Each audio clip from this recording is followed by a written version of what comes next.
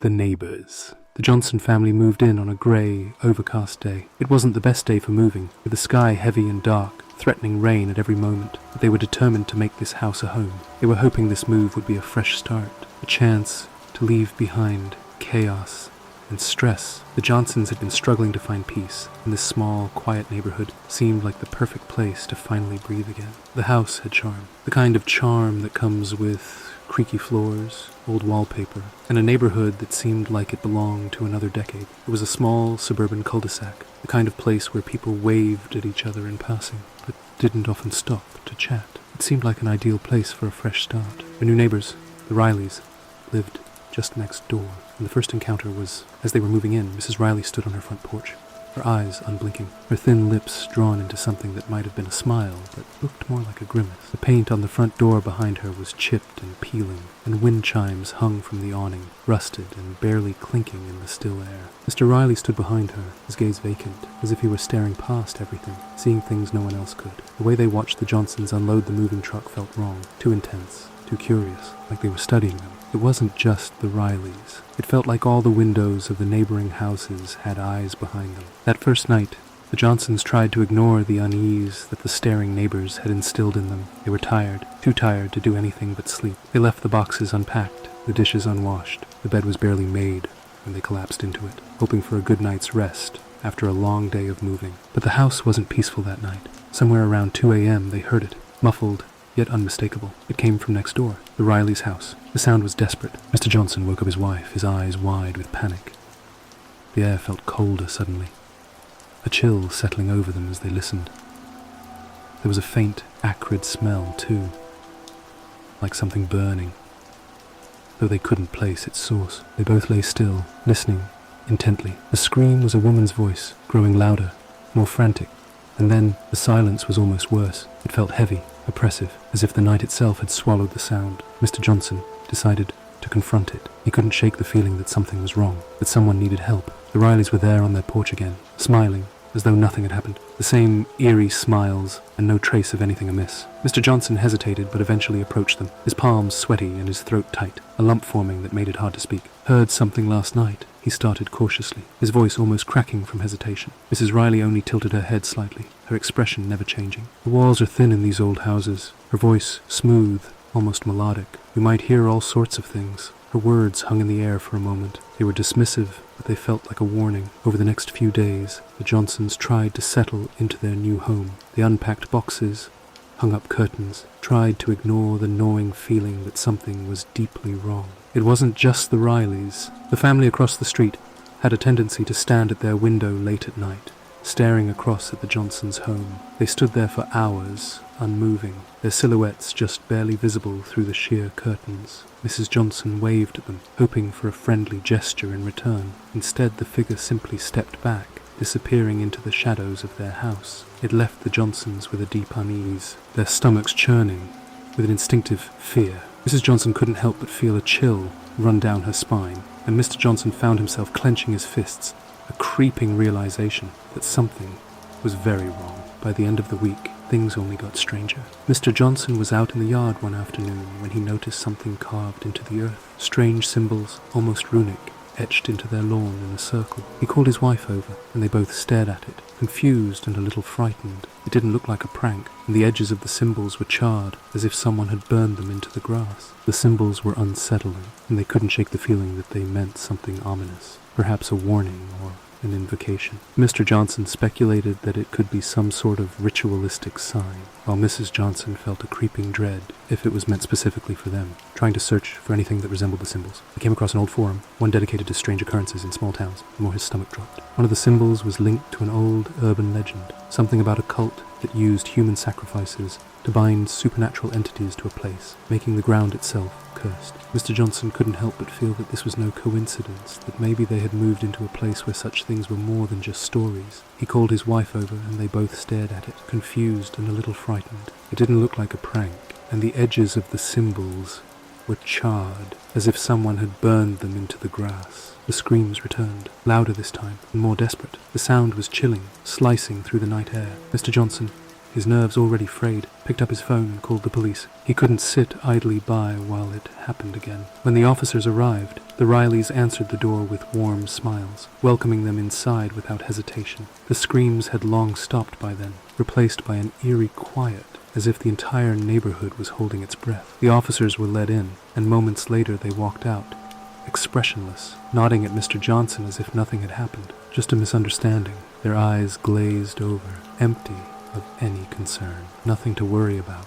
Mr. Johnson was left standing there, confused. He wanted to argue, but the officers were gone before he could get another word in. The Rileys stood on their porch, watching him with those same smiles, never blinking. The sense of dread was growing, a sense that they were trapped, being watched not just by people, but by something far more sinister. Mr. Johnson couldn't understand how the officers could be so dismissive, their behavior bizarre and unsettling, as if they were under some kind of spell. It left him feeling utterly alone, isolated in his fear. Mr. Johnson was left standing there, confused and shaken. He wanted to argue, but the officers were gone before he could get another word in. The Rileys stood on their porch, watching him with those same smiles, their eyes never blinking. A sense of dread was growing, a sense that they were trapped, being watched not just by people, but by something far more sinister. The whispers started soon after. They were faint at first, just barely audible, but always there when the Johnsons tried to sleep. They seemed to come from the walls, sometimes the ceiling, and occasionally right outside their window. Impossible to pinpoint the source. They spoke in a language they didn't understand, harsh and guttural, the kind of words that made their skin crawl. Sometimes the whispers would be accompanied by footsteps, soft, shuffling sounds that seemed to circle the house, never coming from one direction for too long. The children were frightened. They would wake up crying, saying they saw people standing outside their windows, just watching. Then came the night after midnight, the night the Johnsons learned the truth about their neighbors. It started with movement outside, the sound of people shuffling, and then, unmistakably, the sound of chanting. Low, rhythmic chanting that seemed to vibrate through the walls of their home. Mr. Johnson peeked through the curtains, his heart pounding, and what he saw made his blood run cold. The Rileys weren't alone. There were more of them, not just the neighbors from across the street, but even the police officers who had come the other night. They were all gathered in the Rileys' backyard, a large fire blazing, casting long, flickering shadows across the ground. The acrid scent of burning wood and something else, something metallic, almost like blood, filled the air, making it hard to breathe. The shadows danced wildly on the surrounding trees, giving the illusion of twisted figures reaching out. In the center of the gathering, someone was tied to a post, a young man, gagged, his eyes wide with terror, tears streaming down his face. The heat of the fire made the air shimmer, and the glow highlighted his desperation, his muffled cries, barely audible over the rhythmic chanting. The chanting seemed almost inhuman now, as if multiple voices layered over one another, creating an unnatural resonance. Mr. Johnson's heart pounded as he realized these were not ordinary people. They were vessels. Their eyes glowed faintly in the firelight, their mouths moving in unison, and for the first time, Mr. Johnson saw it, a shadow that didn't belong, hovering just behind the Rileys. It was tall, impossibly thin, its form shifting as though it was made of smoke. As the chanting grew louder, the shadow seemed to grow stronger, more defined. It was then that Mr. Johnson understood. The ritual wasn't just about sacrifice. It was about summoning, binding something to this place, making it part of the neighborhood. The heat of the fire made the air shimmer, and the glow highlighted his desperation, his muffled cries barely audible over the rhythmic chanting. The chanting grew louder, and the fire blazed higher. Mr. Johnson watched, paralyzed by fear, as the Rileys raised a blade, the metal glinting in the firelight. The young man struggled, his muffled screams barely audible over the chanting. Mrs. Johnson gasped, her hand flying to her mouth. The sound too loud. The chanting stopped. Heads turned, slowly, almost mechanically, towards their window. Even the police officers, their vacant stares locked onto the Johnsons' house. And then the Rileys smiled, that same too-wide smile, unnatural, as if their faces were being pulled by invisible strings. Panic set in. The Johnsons grabbed their children, rushing down the stairs. The children were crying, their faces pale with fear, clinging desperately to their parents. They could hear movement outside, the sound of footsteps approaching their door, the chanting starting again, this time louder, more insistent. They piled into their car, Mr. Johnson's hands shaking as he fumbled with the keys. The engine roared to life just as the Rileys and their followers emerged from the backyard, their eyes glinting in the firelight, smiles still plastered across their faces. As they sped away, the Johnsons could hear the faint echo of chanting, carried by the wind, growing softer as they put more distance between themselves and that cursed house. They didn't stop driving until the first light of dawn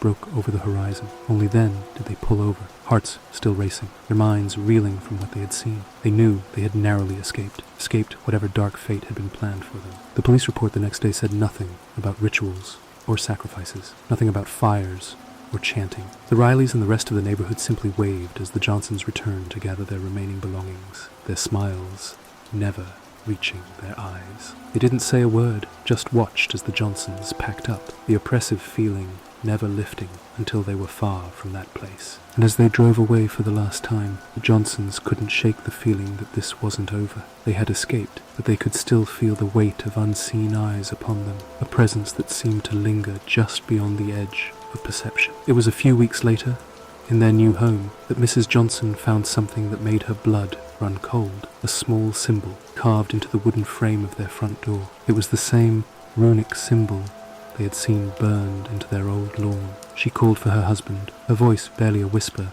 as she showed him the mark. The silence that followed was heavy, filled with the realization that whatever darkness had been in that neighborhood had followed them. The whispers began again that night, almost affectionate, calling their names. They knew then that the silence of the night would come for them again, and that the shadows had never truly let go. Mr. Johnson gripped the steering wheel tighter, a lingering dread gnawing at him. He knew deep down that they might have escaped this time, but whatever darkness had taken hold of that neighborhood was not finished with them yet, because some nights cradle you, others let the shadows in, and those shadows never truly let go.